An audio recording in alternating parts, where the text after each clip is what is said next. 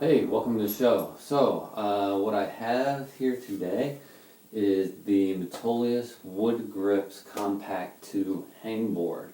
So, I've been looking at doing some hangboarding for a while now, and I've set some goals to, really increase my climbing level by full grade.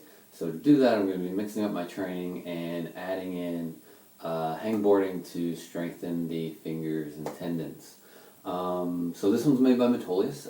They also have the Wood Grips Deluxe 2, which adds an additional level of grips. The compact runs about $80. It's list price. The deluxe is about $100. Might be able to find those on sale, save a little bit of money.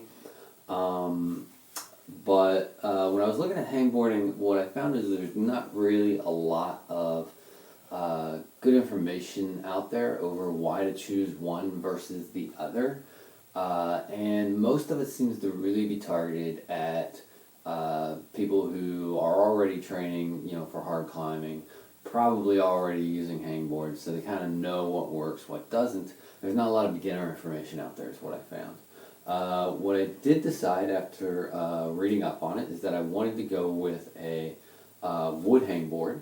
Now, for me, the reason for that is that the wood is gentler on the fingers, and while I'll be doing hangboarding some days, climbing other days, I didn't want the plastic holds to impact my skin and then impacts my climbing days. So that's why I went with wood. Now, wood is slicker.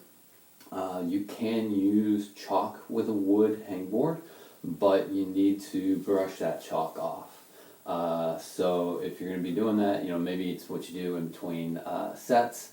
Otherwise, the wood will gum up and it'll get really slick. So just a tip there.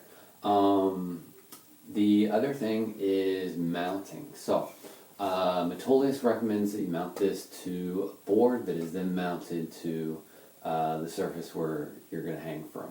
Now you can't just mount it to a wall because you need to kind of hang up almost a little underneath the hangboard.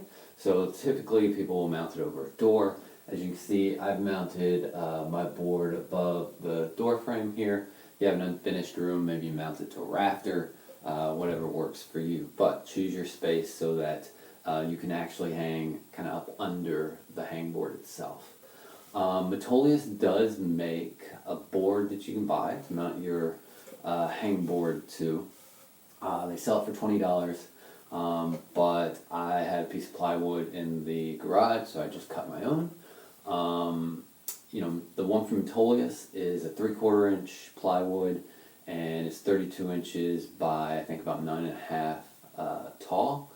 I have mine here, I cut to 32 inches wide and went 12 inches tall.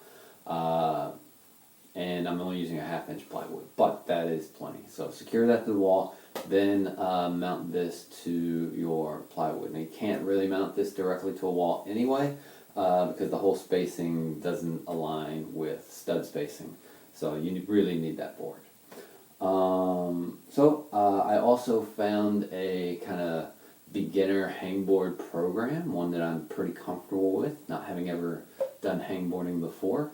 Really excited about that because a lot of the hangboarding programs that I found, even though they said they were for beginners, seemed really complicated. And I want to start off with something really, really basic and build my way into it, being my first time.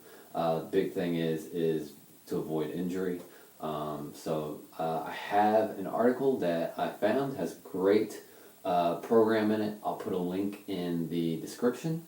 It also has some additional links out to warm-up exercises, stretches that you can do. So it's really a well thought through thing, and if you read it, it's a fantastic way to get started. So without further ado, I'm going to mount this.